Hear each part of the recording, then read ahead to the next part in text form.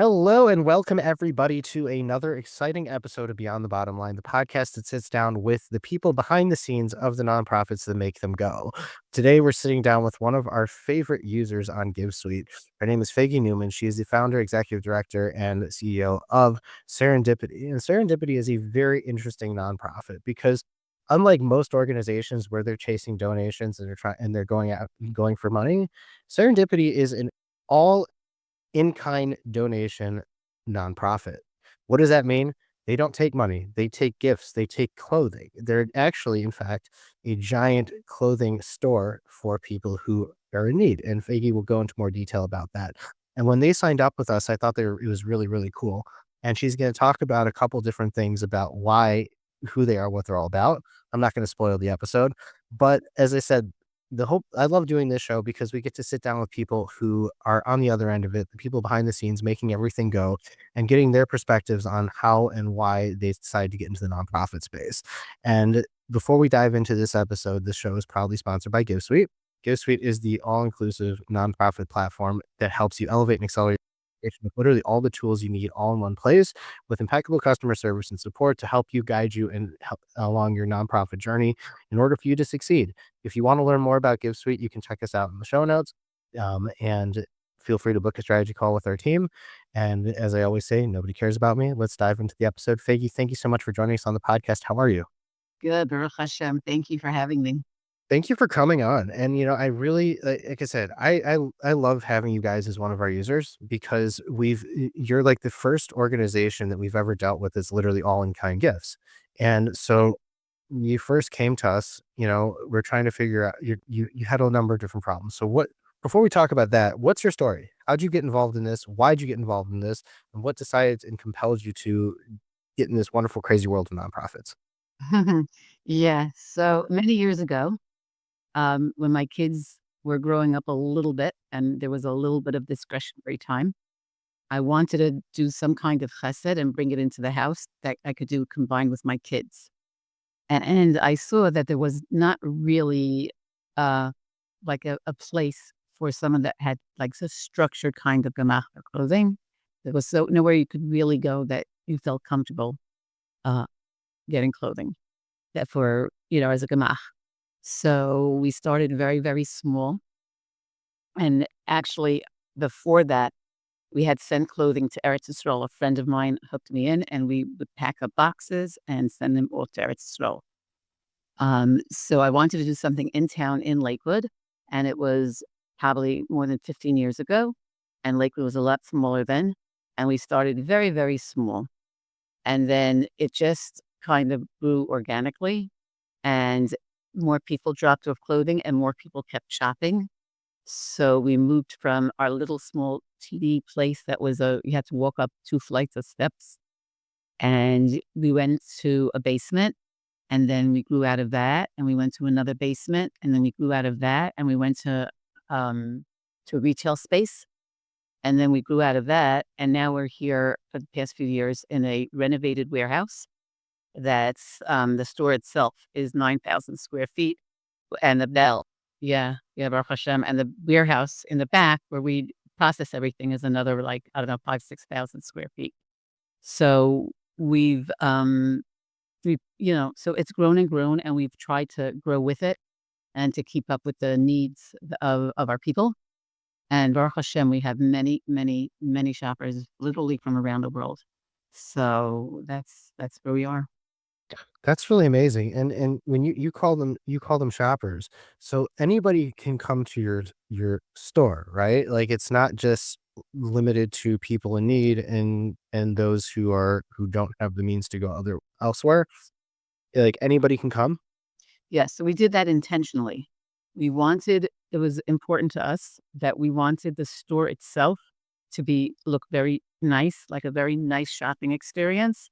We wanted the store to be very organized so that when you come in, you know where you're going. And we wanted it to be open to everybody because this way the people who come in feel like everybody. We particularly did not want to do if you're nitzrachan or if you're needy or if you're poor. We didn't want to do any of that. And really, it's not a problem as far as tzedakah because we don't fundraise, as you said. So go dropping off their clothing and other people shopping. It's really like a shidduch exchange. So it's like sharing. So it Baruch Hashem, that has proven to be Baruch Hashem very successful. That's amazing. So the fact you don't fundraise, you deal with all in kind gifts, and so the money that people are paying for the product for the clothing, that's what fuels your bottom line. Yes, Baruch Hashem. I am a lousy fundraiser, and Hashem in His kindness has somehow. I mean, he's like the boss and the partner here. He's everything in one, and somehow it works. We have over $1 million in expenses, and Baruch Hashem, it covers it. Wow, that's amazing. That's absolutely amazing. So so tell me about how you guys run an organization when you're dealing with all in kind gifts because as I said, I've heard of organization I've dealt with organizations who deal with in kind gifts as one part of it, but the rest is monetary. So when you're doing something like this, you must have an extensive operation. You must have good tools to help you move and manage that. So how do you guys deal with that? I'm not. The question is how we deal with which part. With the in just being a totally in-kind organization, managing the back end, managing all the deliveries, managing all the clutter. Right. So it's progressed over the years. It used to be just like me and like some workers in the back, and now it's really progressed because if you want to do it right and be and do it the right way, you really need to have the staff that you need in order to do that. So we have the warehouse has I don't know about eight full-time workers there. They're either, hanging or sorting or schlepping or whatever it is that they need to be done. We have another crew of like 7 women who come every morning, paid workers from women, and they sort the clothing, the good from the bad, until it goes. And then we have cashiers and we have people in the office, and everyone in the office has a different position, and we all work together to manage everything that goes on. There's a lot of moving pieces here. Baruch Hashem. No, that's really cool. So what happens with the when you go through the sorting process, like, what happens with the bad stuff? What do you do with that stuff? Just toss it in the So bin? so that stuff, comprises probably at least 70% of what we get. It's not people send things that they don't realize are not usable, that most people don't wear them. So we have a rag dealer that takes it to us. He gives us a couple of cents for everything, and, um, and it's a way to get rid of our stuff. What's a rag dealer? Oh, it's a schmutzer dealer. I don't know, he takes rag. You've seen them in the bins on the street. All these different places that they have, what are they called? All these different ones. And you nah, Oh, yeah, we have those here. army, like that kind of stuff. Yeah, Interesting. yeah. Yeah. Interesting. That's really cool. So this is a massive operation, and you said people you actually have everyone's paid. No one you don't they're not volunteers, which is also very surprising for So type. right. In the beginning, we worked off of a volunteer base, and the volunteers that we have, Chasdei Hashem, they're amazing volunteers. But you can't after a while, or maybe some people can, but like most organizations cannot after a while do it only on volunteer. It doesn't flow. It doesn't go. You're not going to have the Right. consistency and We it's funny because on our other podcast, I sat down with a woman who does volunteer training and teaching people how to actually build and keep a core of volunteers. And she says it's true. Like if you found it's nice to have volunteers, but they kind of they come and go, and you can't. It's not sustainable to just base your entire organization off of volunteers. correct. Correct. And you don't have the same accountability here as an employer, as an employee. Well, that was something that we realized at GiveSuite also when people were signing up with us and they weren't getting out the door right away, and they were trying to figure themselves out because most organizations who sign up with us are 1 to 2 man shows, maybe they have 5 people at most, and they're volunteer heavy. And I always said, like, you can't yell at the volunteer. So, Right. because like they're giving you their time. Like there's someone who's giving your time and they're doing this for you. So like you can't get upset at them. There's no accountability. So we started offering the GCP program, Give Suite Certified Pros, and giving people that ability to take an admin. Just like you were telling me you how much you love Brandy. And so we basically cloned her and turn these, and you get your own personal admin to do all the stuff you don't have time to do. I There's accountability there. Correct. Exactly. Right. And there's oversight and there's like exactly. No, and it's huge because especially in an organization like yours where there's so many moving parts, like if you haven't, you would probably never have been able to scale at the rate you did if it was all volunteer based. Correct. And I was always very hesitant to hire more people because at the end of the day, I have to worry about that all those expenses and make sure they're covered. And the board really pushed me, and I really started hiring. And I saw the more I hired, the better the Ganach became. So Well, also it's the culture too. It's like the people you're hiring are bought into the culture. They're bought in, it's like with any nonprofit, any business, the people that you're bringing in, they're bought into the culture and they want to do like 150% on the job and really make sure that everything is running well. exactly. So, I mean, it's very smart. It's very, very smart, and it's the best way to scale. So, speaking of scaling, so you found us, and you've been working with us now for almost a year, and I'd love to know like how GiveSuite really changed the way that you guys run your organization. Okay. So I'm very happy to speak about it. It's like my favorite subject because Oh man. it changed our whole way we work with we have donors too, not monetary donors, but we have product donors. And we have some specifically who reaches out to them. That's her job.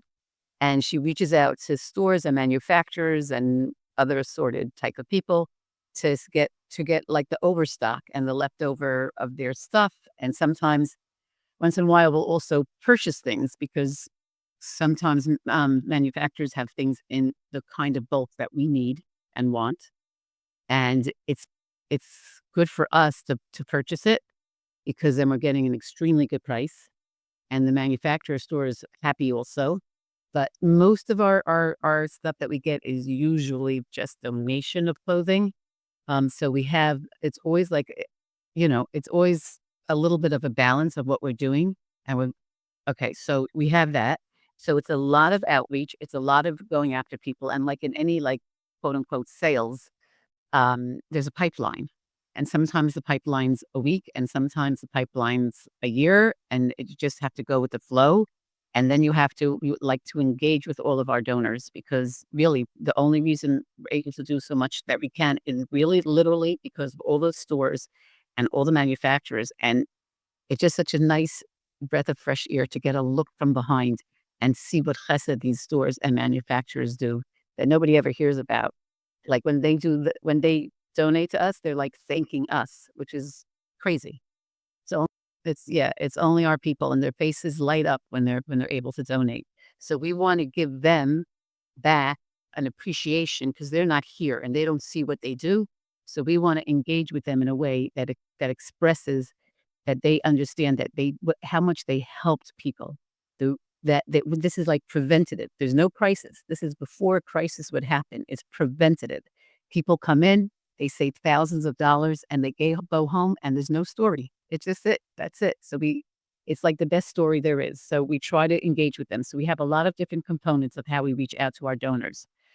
Uh, so so we were using an Excel spreadsheet when our Excel spreadsheet got up to W, the column W, it was like time to do something different. So we started looking for a CRM and we went to one of them and they all say that they're the best thing that ever happens. You will just wake up in the morning, work for 5 minutes, the CRM will do everything for you and the money's going to pour in. So we're like, that sounds nice. But went to one of them. It was a disaster because they couldn't do the basic. Our Excel spreadsheet was much better. We went to yes, and we went to another one, and they were really trying to work with us, but they didn't have like a component there where we would like come in the morning and see what we needed to do. Where are our tasks? We'd have to go in and pull up all kinds of reports just to know what we're doing today. So that was no help. Our Excel spreadsheet could do the same thing. So we went back to Excel. And then we heard about Gift Suite. So with a lot of trepidation, and like, all right, let's see if it's not going to work, but let's just give it a try because why not? And it transformed us because now we know everything about every donor, where they are, where we're up to in the pipeline, what we have to do. Did we give them a gift? What gift did we give them? Did we talk to them? Did we not talk to them? So it's a real big change. That's amazing. That really is amazing, and it gives me such, like, joy to hear that because that was the whole reason why we built our product, is we know that people work differently. Not all nonprofits are equal, not everybody's gonna use their software the same, and most companies we have found are like, one size fits all. Oh, maybe you can do a few things here and there. But we know that people, again, as I said, you're our only user who's doing this only for in-kind donations. Correct. People are using other people are using just like the donation pages. Other people are using syrup. Everyone does something different. But the fact that everything's there for you and you have no reason to go anywhere else, and you know that it's all there and it's working how you want it to work is why we built this. Because you're running an organization. You don't have time for nonsense. You don't have time to be putzing around with your back end because any kink in the chain is going to mess up the entire operation. Right. So I'm so happy that that we were able to solve your problem. And I feel like a lot of people don't see that when it comes to like a lot of other companies. And again, everyone's great for what it is. If it's something's ideal for you, go with it. But I found that a lot of other companies are not into the problem solving; they're into putting a band-aid on it. Yeah. Right. So I want to add to that because we are different because we do in kind. So all of these CRMs that are for nonprofits, we always have to do a workaround. We always had to do a workaround, and that understood. He understood that we're not the same. You're getting one product. You can't ask that one product to be a different product. So we would do a workaround that would work. But this problem solving, when we would tell them the problem, they would just like talk about it and give ideas of what we might kind of do. And we spend so much time just talking about problems. But when Brandy took care of us, Bracha, right? So she just solved it. It took the same amount of time of talking and talking and talking. And instead of talking, she just solved the problem. It's not, at the end of the day, it is rocket science, but it's not rocket science. Just solve the problem. And now we have something that functions for us. And we don't even need workarounds in GiftSuite for us, even though we are very unusual in the way we need a CRM. No, that's truth. That's it. Like people. I was actually just talking about this in my life today. People like to talk and talk and talk and like and say big words and talk about buzzwords and everything like that. But when it comes down, like because it makes them feel smarter and makes them feel more important. But when it comes down to it, what's the problem? How are we going to solve the problem? Where are we going to go from there? And then what's the next step to making sure that everything keeps working? Right. I think it's also like a focus of being able to see it from the other person, from the user's experience. Mhm. Well, this is one of the reasons why we really like Brandy is because she was at user number 2. She used to ask us a million and one questions. She found me through a YouTube video, and she was working for an organization. She came across our channel.